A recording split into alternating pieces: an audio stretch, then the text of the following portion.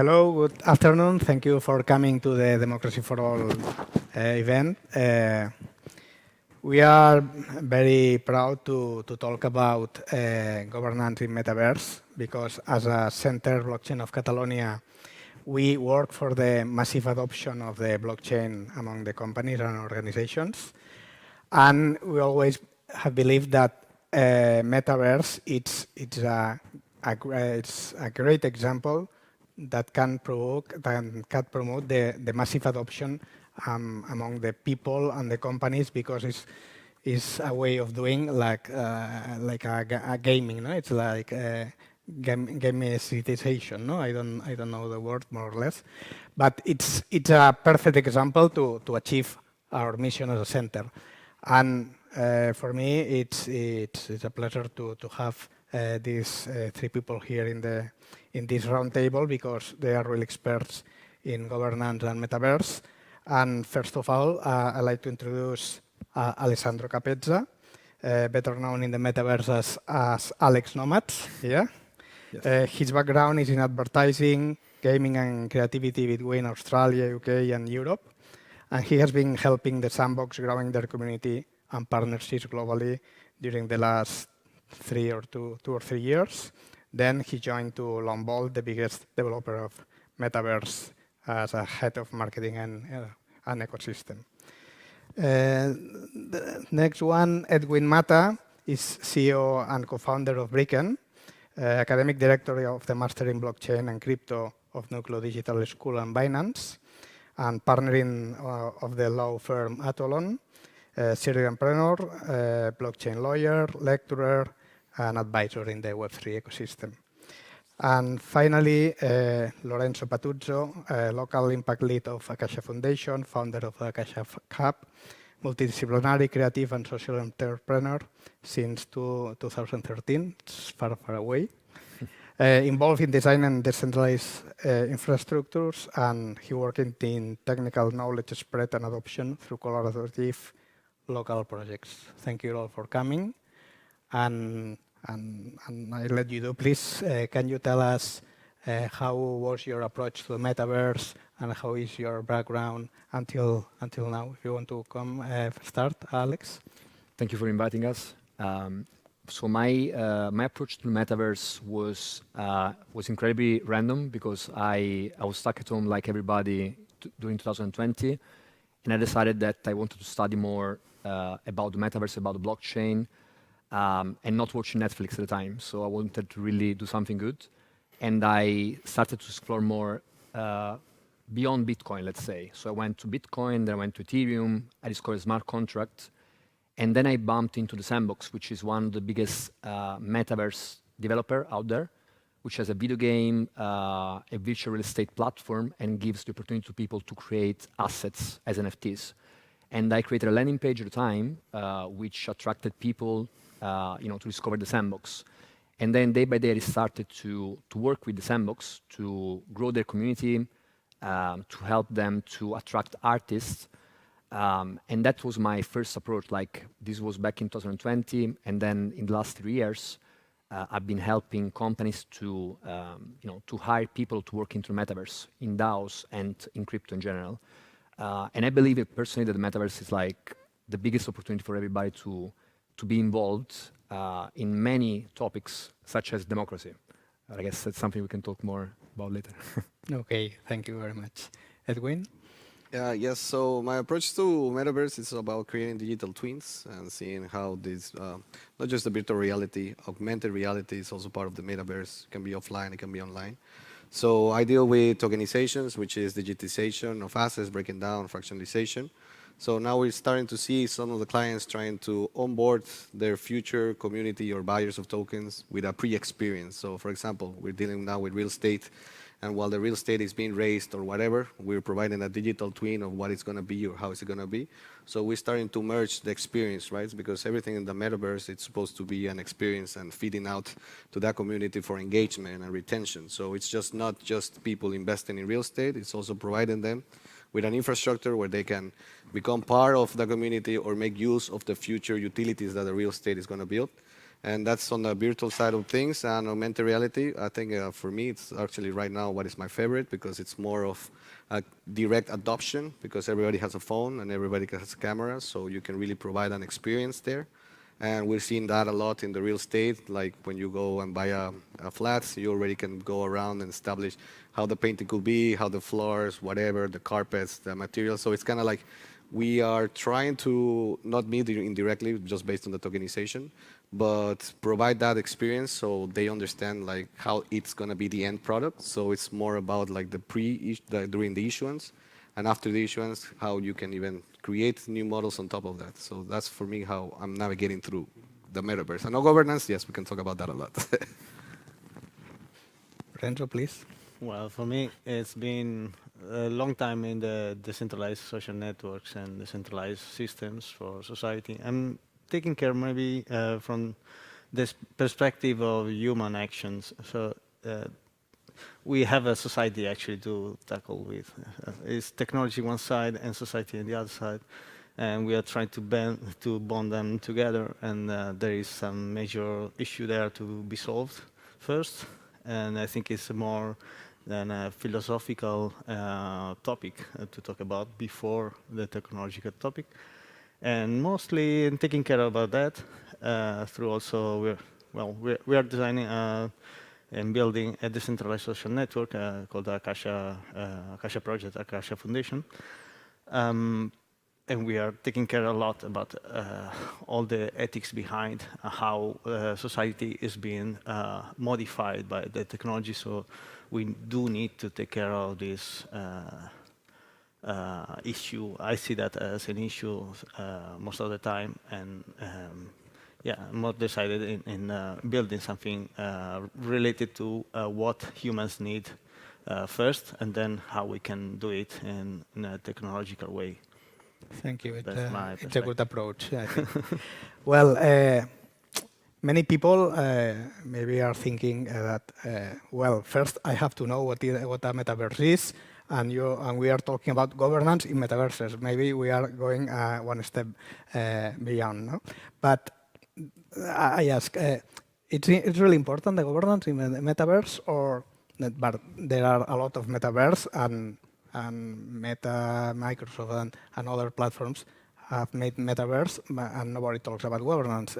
Why are we are talking here about governance? Why do you think it's important for you, Alex? Yeah, I think going back to what you said, like now, I think there is one metaverse that matters, which is the open metaverse. I firmly believe that we should give people that build the metaverse the right amount of money to do that, the right opportunities. And the open metaverse economy is the one that we should try to pursue. I'm not against Meta. I'm not against anybody in general in my life, but I believe that what Meta is doing is not the right approach, because they are, they just laid off 11,000 people yesterday. So it's kind of like they're failing into what they should do, in my opinion. But in terms of like governance, I think it's very important to start to believe something, that metaverse is inevitable, whatever definition you want to give about the metaverse. And the fact that real life and the metaverse are going to become one in the next couple of years, it's something that we should start to all think about. Of course, in this room, everybody thinks about that, but in the outside world, people are not realizing that this is going to happen.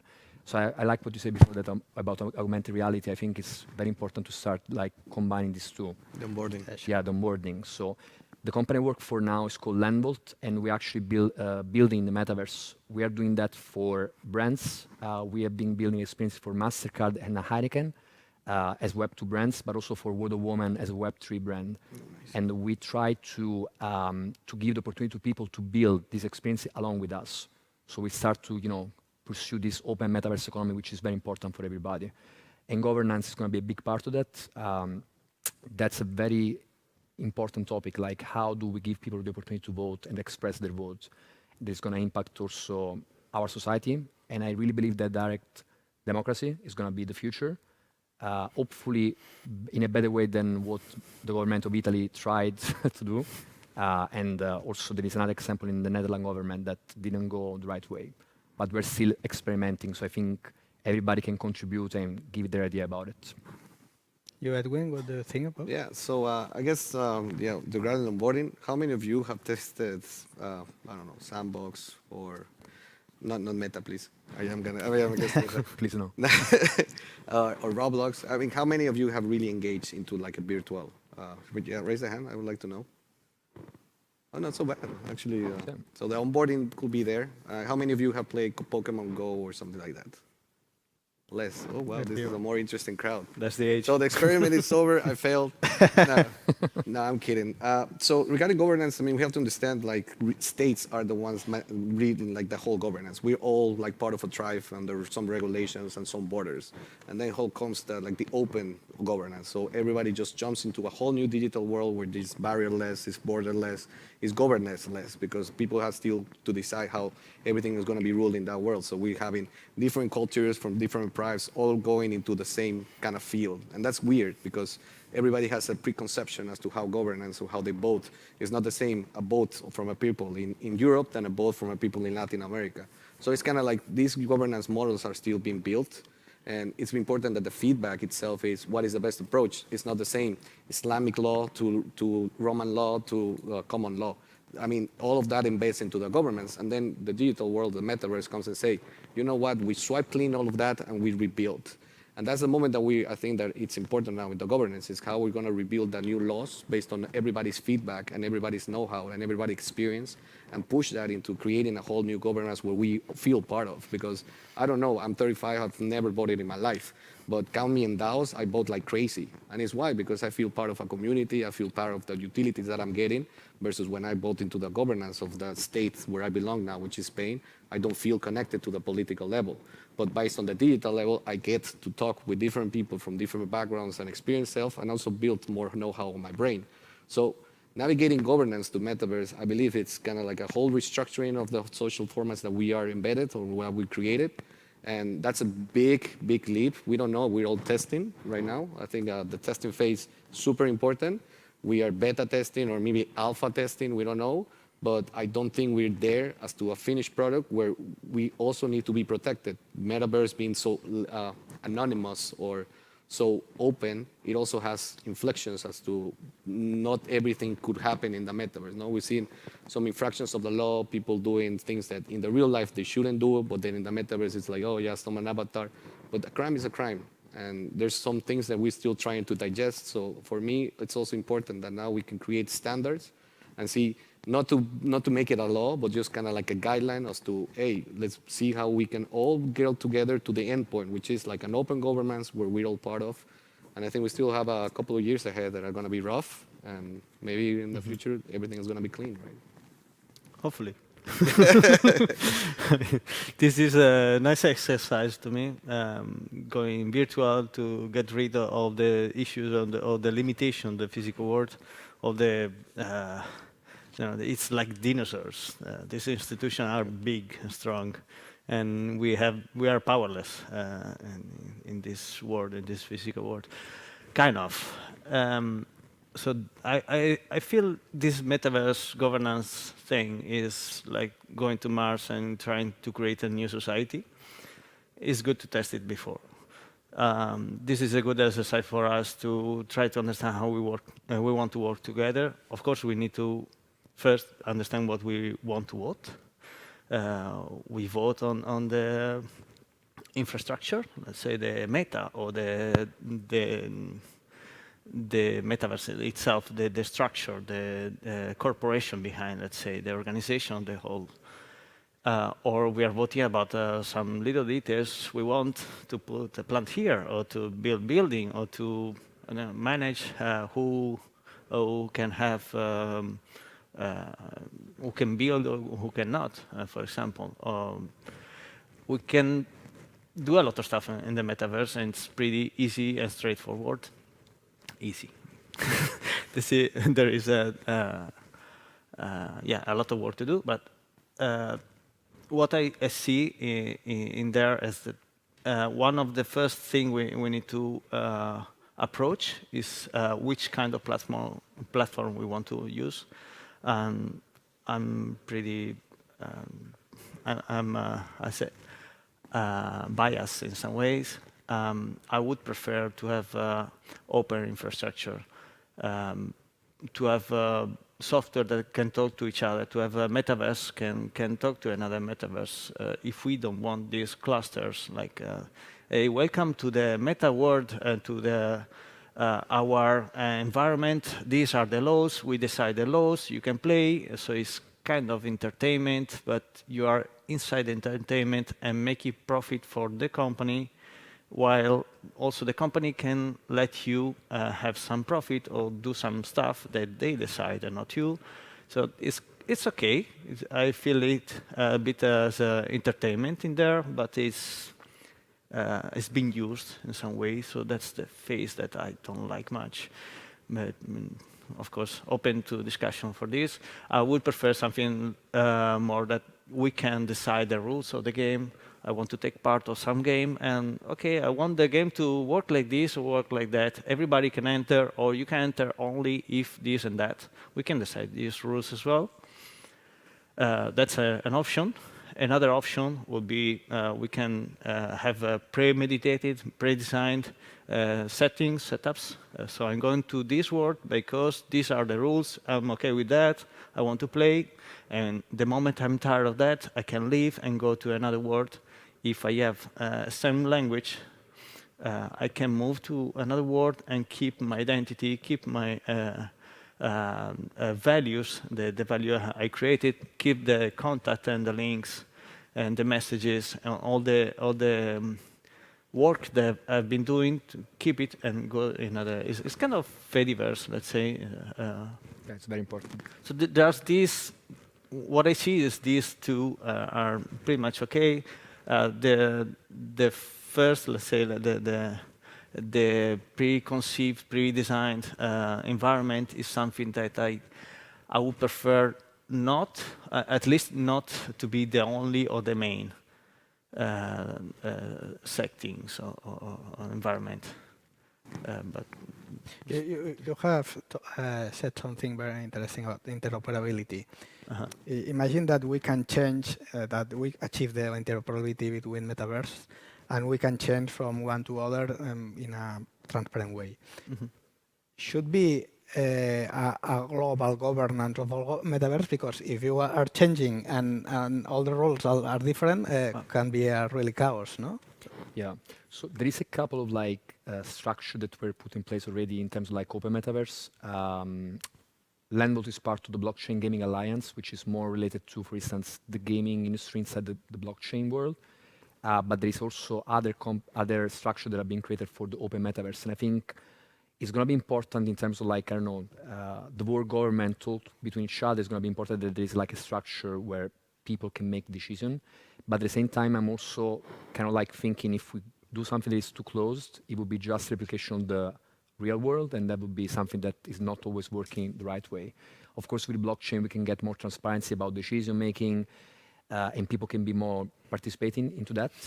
But I think it's very important that we have a layer zero that has a structure for the whole metaverse that is interconnected.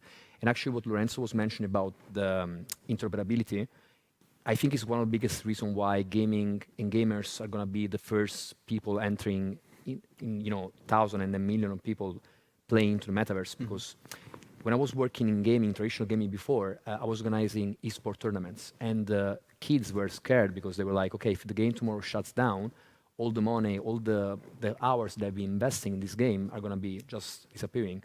And with NFTs, this doesn't happen, because once you hold one NFT as a weapon, as a treasure, as anything, is yours until you lose the key of your of your wallet.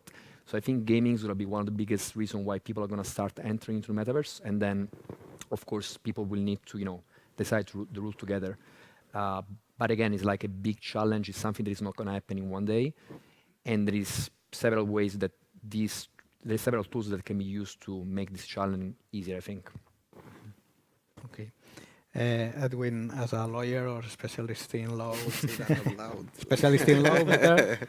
Okay. Sorry. No, it could be rules inside the metaverse that are different from the rules of the real world, or are over the rules of the real world, or should not be possible? I mean, right now in the regulatory aspects, nobody invents law. It has already been created. So actually, any kind of use case or action, there's an analogy where you can apply a law that was applicable to that certain aspect or action.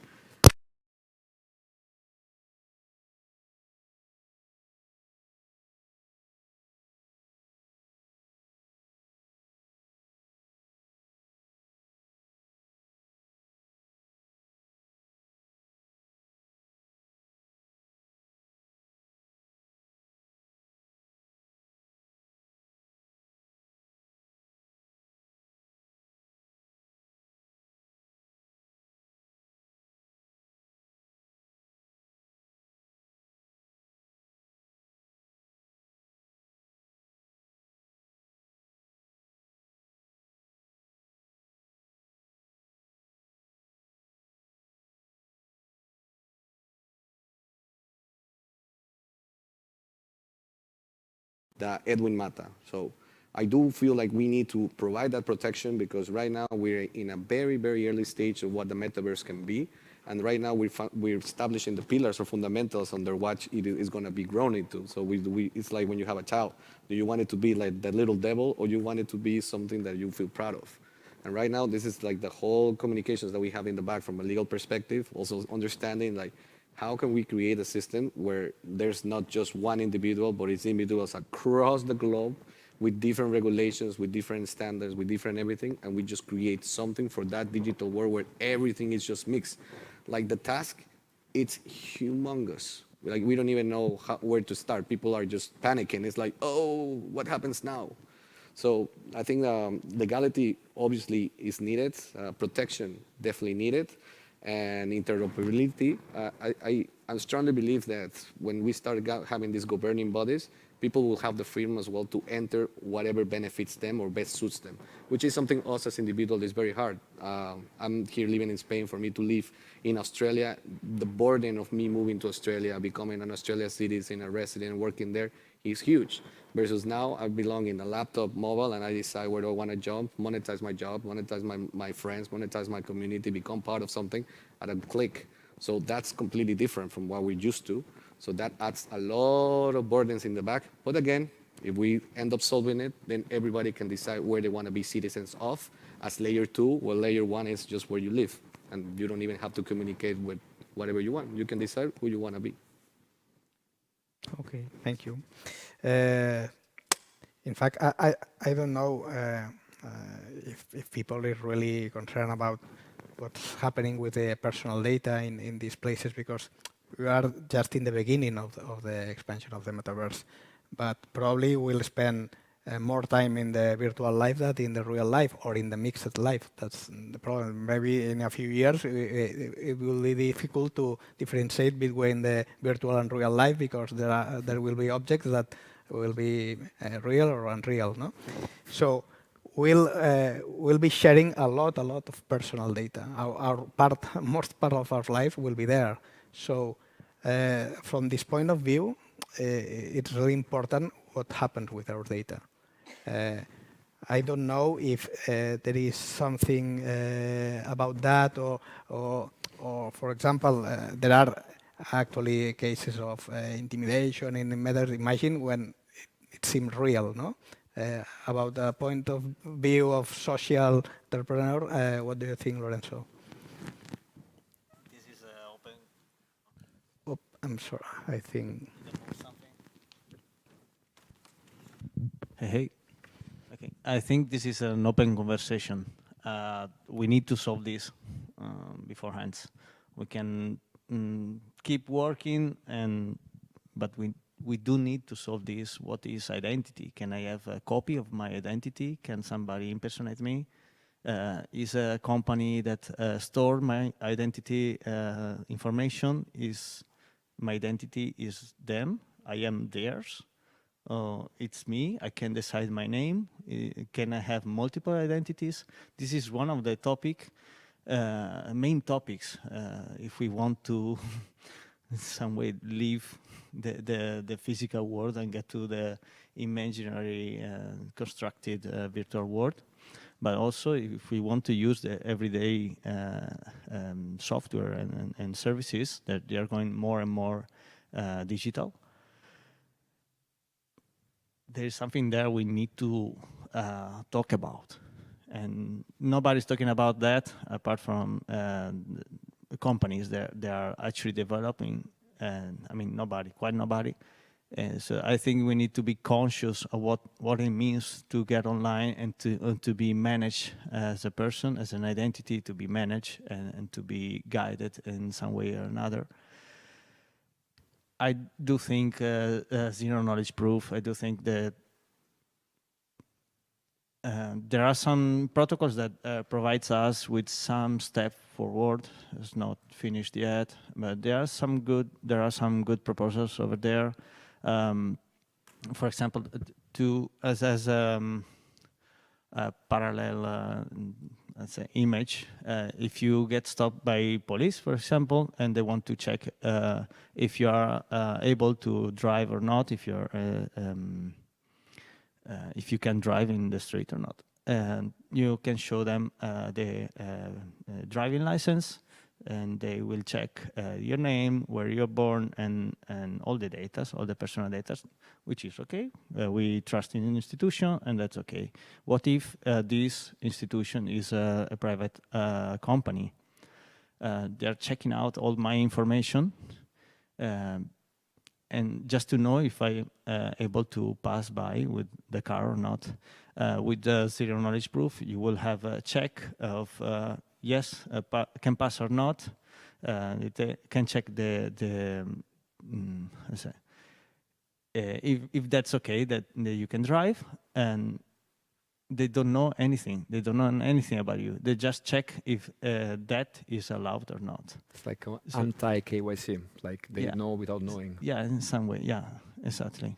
So if the protocol is well done, you can have zero error there, possibly, and you can guarantee that all the rules are respected and no information passed through and goes to the big tech company that are actually monetizing this information. Sometimes, in most of the case, people don't understand the value of that. So to me, that there is some work to do in this direction. It's both legal and it's cultural, more than technical. Yeah, I think the zero knowledge proof, no? In fact, how can, where is the edge between to be a user anonymized, to be in the private without showing your real identity or not? How can you be responsible if you are anonymous inside the metaverse? How can we manage that from the point of view of governance? Edwin? All right. Okay, can you repeat the question? Yeah. Okay, we are all under the rules and government of the metaverse, but I want to get in the as an anonymous person. But how can I be responsible? How can take accountability if I'm an anonymous person? How can we solve that? Or Alex or Edwin or you, Lorenzo? I'll just point something. I mean, it's going to be either through zero proof or something else, but it's very complex because one of the Web3 powerhouses is the anonymity or the possibility of just being a wallet, and that just gives you absolute freedom. But also, if you perform something that is against the standard law, whatever you want to call it, then you also need responsibility because accountability should not be erased just by anonymity. So I think there's I don't have a solution. I go back and say like this, but I think it's all about, from a cultural point of view, education right now is crucial. I think a lot of the focus is just execution, but without educating that first part as to what are the outcomes of what you're building or how it can be used or how you limit that. Because right now we're just building crazy things and everybody's just like shooting it for everything. So that's why innovation is thriving, but at the end we're also having difficulties when some projects fall or are used in a wrong way. So it's kind of like, how can we do that? I mean, right now would like to say we need to educate a lot into these new models of governance, a lot into what Web3 is, the good, the bad, the stoppers, the blockers, the enablers. I think we are really restructuring everybody's mind and formats and governance. So, I mean, that's a huge task. You, Alex? Yeah, I was thinking because there is always a kind of like not a fight, but a challenge when you work with people anonymous in the Web3 space. So I've been working both with people that I know the face, their name, or people that I don't know their name, their face, I just know their voice. And I tend to work better with people that I can talk face to face, at least in a cam, because that's better to me. But at the same time, I think you have a way to kind of like knowing if a person is worth working with. And that's, for instance, checking their wallet. The wallet is kind of like their resume. In some ways, you can see what NFT they were buying, what kind of transaction they've been doing, and you can understand what kind of like a mentality they have. At with Landbolt, we actually released an NFT called Genesis Token. So the people that hold this NFT, they can actually then join our building operations.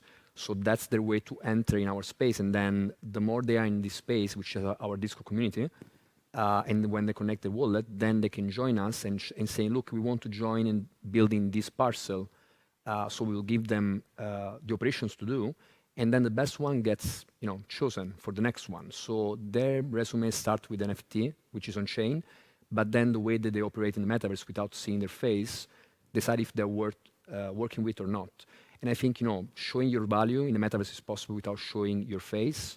And you can give proof of your skill set also just with your wallet. So I think it's probably not a software, but it's a way that you can understand that in a more human way. You have to create your own personality, your own sociability, your own reputation your portfolio, inside the metaverse. Yeah. Another way might be something that Vitalik talked about in the last couple of months, which are soulbound token, which is a very unique way to kind of like airdropping something into someone's wallet, which is going to be there forever. So I think if someone, for instance, did a good job or got a, let's say, degree of being a builder in the metaverse, that can be airdropped to this person, and then just knowing that this thing is in their wallet without knowing their name will keep them anonymous if they want to, but then it will give proof of how good they are. Imagine if on LinkedIn, everybody can write everything on LinkedIn on Twitter, but not everybody that writes that they are working Web3, they're not sometimes, right? But in a Web3 LinkedIn, if you have a soulbound token with a company that says this guy, this girl, or this whatever is working the right way, you will have the proof there. So I think there are ways, and we are, again, experimenting to find the right one. Lorenzo?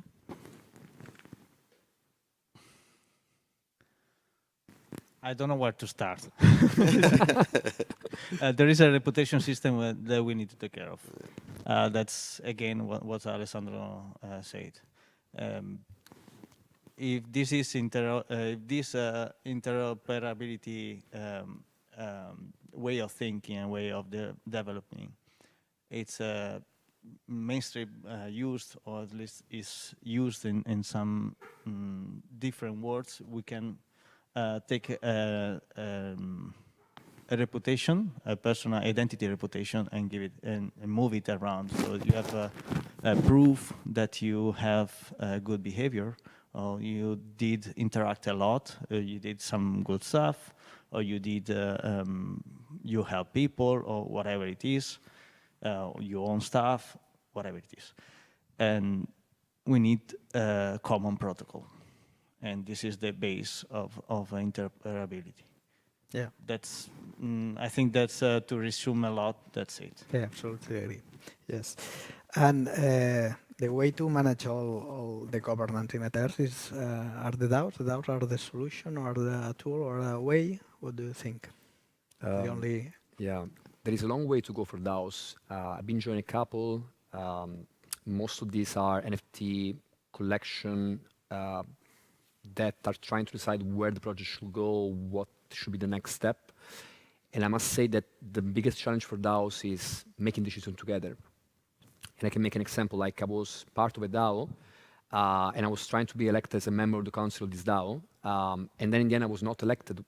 Even if 18 people voted for me, these 18 people weight of the vote was lower than 2 people that had the majority of the token inside the wallet. And that's, of course, that's not democracy. That's just a way where people that have more power or more money or more NFT in their wallet will win, which is basically what's happening already in the real world, where people with more connection, more power can use this as leverage to make decisions. So I think the majority of DAO use Snapshot as a tool to make the voting system happen, which is fine as a proposal. But I think we have a better way to kind of like aggregate people together and making sure that everybody as one opportunity to really make the vote count. Otherwise, it will just be the early adopters of the project will be rightfully having more power because they believe in the project in the first place. But maybe it's also that people that believe in the project afterwards, they had just more money in their wallet and they were able to buy this token to gain more voting power. So I think that's the biggest problem of many DAO today. But I believe that DAOs are a great experiment. I see that in the last couple of months, probably last year, the state of Wyoming in the States was the first one worldwide to actually allow in DAO to be a legal entity. And the biggest problem or opportunity for DAO is the fact that it's everybody and no one. Like, it's many people combined. So if the DAO has a good goal, like for instance, buying the Constitution, like Constitution DAO in the States, that's a good way, that's a good reason to do that. But sometimes DAO can also be just speculative DAO where people just want, make more money. So I'm more for DAOs that have a reason to exist that is for good, for other people. And I would love to see more DAO like that. Actually, if you have some example of nice DAO that are doing that, that would be great. Like, I'm looking for more positive DAO out there. Yeah, DAO for good. DAO for good, yeah. Yeah, no, I agree completely here because what is the focus of the DAO? You have to really specialize. See, like, are you going to run it as a company, as a business? Are you going to provide that kind of incentive that people join, or are you going to go for a social good? I mean, it's a vehicle for a means. But on that vehicle, not being a legal entity, they have a lot of problems. They don't even have a bad number, so they can't even pay employees or pay invoices. That's crazy, and not everything right now has to be crypto. Like, we have to onboard Web3 with Web2, and the DAOs are very resilient on talking with Web2 because they're in this super hyper digitized world where everything is in cryptocurrency and they just belong to a community. But then they fail at some minor things. For example, there was with the Constitution DAO, there was one buying the Dune book. So they raised like 2 million to buy an exemplar of a Dune book. There was the Dune movie. So they thought they buy that exemplar, they will buy the IP of the Dune movie. So it's kind of like they raised a lot of money without the expertise to understand that exemplary was just an exemplary. It was a very rare one. So money got lost. And it's like, there's a difficulty with DAO where there was a good, but there was not like an entity establishing, this is how it has to work. And sometimes that's the problem with DAOs that I'm seeing a lot in the ones that I'm in. It's like it's not that the powerhouse is so diverse. Everything has to be diverse, very democratic. But sometimes there's no real resolution, and it just stays there in a continuous economic. And then the decision is just what happens. Weighting votes, a big problem. Wallet weight should not be the more majority of vote because then founders of the DAO, they say, no, I'm not a founder, but then they keep an allocation which makes them have a bigger Or weight. members. Yeah, they call So to speak. they're founders. You can call it whatever. Those guys are acting like founders with shares. They're a startup. But so I'm seeing some good mechanism trying to implement in some participant votes. Kind of like you can measure now with Discord, the servers and the interactions, even in Telegram, you can pinpoint. And it's like, if that guy is participating more than anybody, maybe he's really pushing that the DAO goes for a good end. So why don't you listen more to that than me, who I jump in every once in a while, I check out and I vote, and it's like, okay, I like this. Like, I don't have the same feedback as somebody who's really pushing for that movement. So governance levels right now, we are still, I'm saying we because I'm trying to build a DAO even, where we have to really allocate is like, what is the end? Who's going to participate? How are you going to measure the participation? How the decision is going to be taken? Do we have the council members? How are we going to renew that? Because the DAO, it's all about kind of like building a new type of democracy. So yeah, it's very complex, but I do believe DAOs will show the rest a lot of things that can be embedded in that. It's not just money. It's not just status. It's not just how big your wallet is. It's like, that we have to change that mentality, I think. All goes to reputation system. Yeah. Apparently, we have to build right now a reputation system. Sounds like That's it. Understand what we give value. Like human beings, we give value to how good is a person, how many skills, how good is in those skills. Is maybe sometimes it happens a lot. It happens a lot. And in social networking, right now there is a good reputation system. Good. You have a big value based on how much marketing you do. So this maybe is not related. This is not what we want to have stars, to have 5 stars or whatever, or 10 points or whatever. maybe we need to work on multiple layers of reputation. How nice behaving are you? How good skilled are you in this or that topic? Maybe this skill was good 10 years ago and now you're not so good anymore. So we need to take care of all these steps. Am I good? And somebody who is better than me actually push for me. And so maybe I have even better reputation. And this way we can maybe go in a direction where it's not one vote equals, one person equal one vote. Maybe the vote of somebody who knows more has more value, and somebody who knows less has less value. Or somebody who take care of the community has more value in the community, and somebody who take care of the technical part has more value in the technical. That's something. Yeah. Yes. And also interrelationship of the reputation. So a reputation system that behaves and create interrelated interdependence in between reputations. So a person who is very good in this can actually give more value to somebody who's just beginning but has brilliant ideas or brilliant way of thinking, and so that person even has not the experience but has a good value because of that. Yeah. We need to in any way be careful about plutocracy, which is the amount of tokens I have, I can vote more, or I'm more powerful. This is repeating over and over our mentality. And again, our mentality is coding our future, and we need to take care of that. Meritocracy. I heard that word once. It's plutocracy, and then there is meritocracy. Democracy is another way of thinking, which is maybe working, maybe not.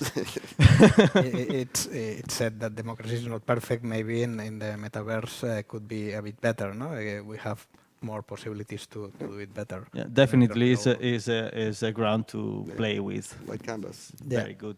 Yeah, I be agree. able to play. Totally agree. Imagine that some of the people are thinking, well, okay, well, how can I start to promote governance in our systems? What tools can we use?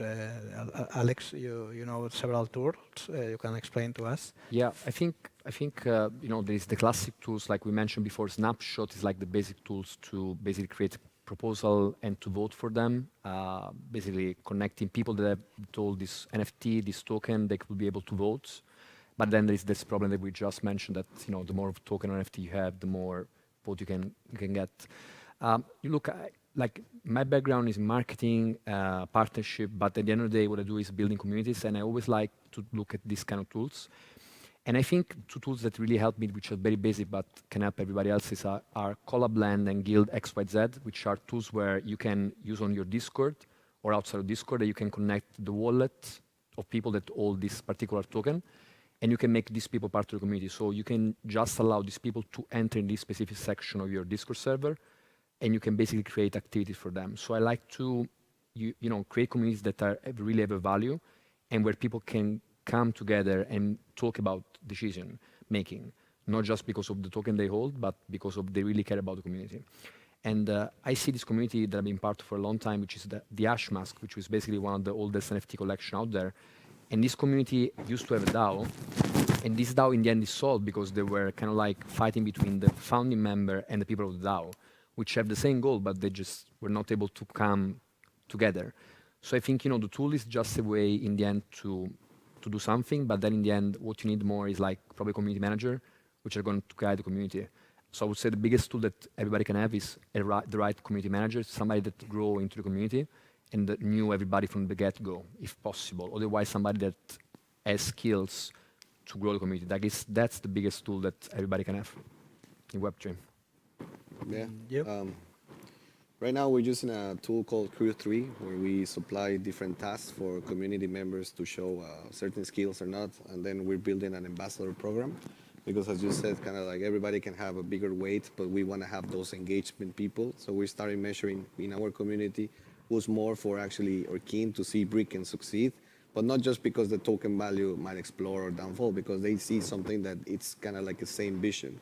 So we started, we're doing a bunch of experiments, not experimenting with people, please don't take it like that. We're trying to understand how to push that community itself starts building itself, kind of like some layers of architecture. And right now we're pushing for that, kind of like who's doing good tasks for Bricken, and then providing us with feedback. We have a lot of ongoing AMAs with them. We call them town halls, and we sit down with the ambassadors. We start arguing because we are just a group of guys. We don't have the same perspective as them trying to say, oh, you know what, I believe in Bricken. It's like, you do? Why? And then let's build on that. So we're trying to structurize. So for me, like, what is the best building tool for a DAO? Obviously, it's creating community. How do you create a community? First of all, jump in 1,000 communities, get all the knowledge that you can do that. I mean, that's free. Actually, jumping in some DAOs, you can even join the Discord without the NFT through Call of Land. It's a blocker. I like Call of Land because you can build your different levels of people who are really pursuing you or helping you in succeed. But I think the first, you know how you create a community with here.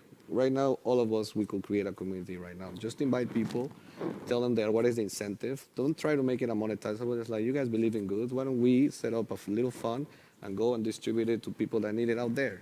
Well, I mean, that's execution, you know, kind of like don't ideate so much. Go and execute, test trial, and that's how you probably can end up gathering more community, because community expands. It's not just your first threshold. It's those community can bring more community, which can bring more community. So it has to be an amplifiable scope.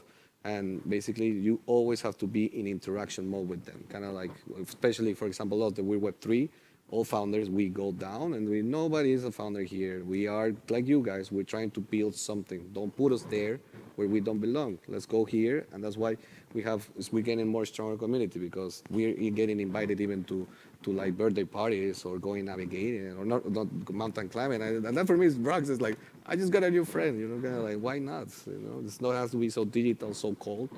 So, I mean, for me, just my best advice I can give is execute whatever you have there, an idea, communicate, whatever you want to learn, go for it. Internet is accessible to everyone, right? Yep, completely agree, actually. I'm more in real life person. I prefer physical tools than digital tools most of the time. Governance is very complex, and testing it out in our close, like nearby environment, let's say, in between friends and in between the people we have around in our workplace, we can actually get to a deeper understanding of what's involved, how the complexity around there, but also to get in details how some patterns repeat in physical world and digital world. So the first thing I would say is test it physically with the person around, evaluate how good is this, how good is that, behaviors and skills and tasks, how difficult it is to just assign some task or just to say, I've done this, I've done that, you did it good, you did it bad, how good, good in this, not much in that. All this is a fractal kind of. It's never ending. It's a never ending process. We can get like a lot of details, and we do understand how complex it is to get from this to the digital part, which is we have a barrier there, and sometimes it's easy. Sometimes you need to oversimplify some things in order to get it to use it. Okay. So thank you. Well, yeah, we are in the last minute, so let me make the 1 million question. No? How do you see the future? What do you expect of the future of the metaverse? You can explain what you think. It's not necessarily the next year. It's 10 years from now. Wow. What or 5 years? 10 years is a lot, but I think it's easier to see in 10 years than in 5 years. Okay, then 10 years, as you prefer. Look, it's a very complicated question, but I like it. Like, it can go anyway. Just looking at Europe for 1 second, I think Europe is just starting to realize the power of the metaverse, while in Dubai, they're already 10 years ahead of us. So I think there will be a first part, using a term that Lorenzo just used, like fractionalization in each geo or region. There will be different way of looking at the metaverse. And then at some point there will be an actor, which I hope is not going to be part of the closed metaverse, which is going to take over. So I think it's our mission for everybody that is here today, that I believe that they believe in the open metaverse, to actually educate other people to what open metaverse is all about. And the more people will do that, the more people will be able to actually create opportunities for others. Because at the end of the day, what I see in the metaverse in the next 5, 10, 20 years, whatever, is the fact that there will be created, many jobs will disappear in the real world, but many others will appear, as always. So I think I see the metaverse as an opportunity, and it's going to be definitely something that is going to be mixed with augmented reality. I imagine what Snap and Google did a couple of years ago with glasses will become part of the metaverse, where we have both hybrid, virtual and real life. It's not easy to reply what it's going to be, but what it is today is not enough. Like, we need something that is more like taught for people. It doesn't need to be just replication of real life. It needs to be something that enhances the life of people. So I like to see the metaverse as the next billion-dollar opportunity for people to actually change their life. And what I do on a daily basis is actually trying to give people opportunities. And with Lambert, we are trying to attract creators. We're going to attract people that want to invest in the metaverse, and people that want to build in metaverse, like building not just video games, but building experiences. If you're a developer, if you are a designer, if you are a community manager, we are hiring like crazy, even in this bear market, so have a look at us. We want to give people opportunities. That's the main thing for me. Thank you. Edwin? Yeah. So I think I would say it's hybrid. Kind of like the onboarding, offboarding between digital and real is going to be very slim, right? Because in the end, we're already super digitized. We live on the phone. Right now, I'm looking at the audience, like 80% just check the phone a couple of times. I mean, we're there. So how can we benefit from that also as speakers? Maybe we can create new ways of interaction, of onboarding, kind of like once we reduce the barrier between worlds, then we'll see what's happening. And then maybe we just, I don't know, I really don't know. But I do know that that's what at least I want to see, kind of like it's just one self mechanism, kind of like a liquid. You don't see water transforming in different spaces. It's just a wave. So I see that we're going to get there regardless of whatever happens. People are not going to be off digital. In 10 years, we're talking about like the millennials who were born with a phone, then making decisions at higher levels in companies. So the level of digitization is going to explode even more because the new generations, like they're already a phone, so to speak. So we're going to be growing and growing exponentially at the digital. So we all have to get used to this new way of lifestyle. But it is beneficial or not, well, everybody has to decide. Some people like the forest and don't talk to a phone. Other people don't know anymore the forest and talk to the phone. So let's adjust. And Lorenzo, final words? I have some mixed feeling, as usual. I see this as a first world topic, issue, thing, game, whatever. I see so many things that we need to solve beforehand, but this is, to me, still is speculation on what life can be. We need to solve some other stuff. Still, here in Barcelona, there is a digital division of people, kids. We saw that in the pandemics. Who couldn't access a computer. So they couldn't access classes, basic education. And we are now running towards the future and whatever we want to plan.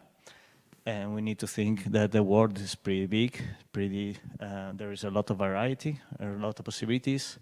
I hope this is not, sorry, don't get me wrong. I see a lot of possibilities in the metaverse. I see a lot of possibilities in virtual reality and mixed reality.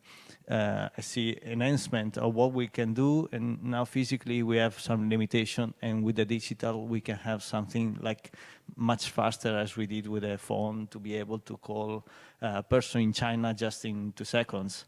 That was not even imaginable before, and now with this technology we're getting even farther. But what I'm concerned about is I see tribes, I see peoples in this moment struggling for other stuff, and we are creating such a digital divide in this. So the the first world get even faster, even higher. So we need to take care about that as well. I hope this is going the good direction, and it's only in our hands, on the hands of people who's building this, and in the society, if we want together to take care about this topic or not. And there is so much work to do, so many conversations still to get done, and we are just starting this bridge towards the future. Yeah, it's what we want it to be. It's important to have in mind, but we hope that Metaverse will help to everybody, not just one part of the world. Okay, thank you very much. It's been a pleasure. And well, if we don't have time for questions for the public, but now if someone, Thank you. can. Thank you. Thank you very much. Thank you.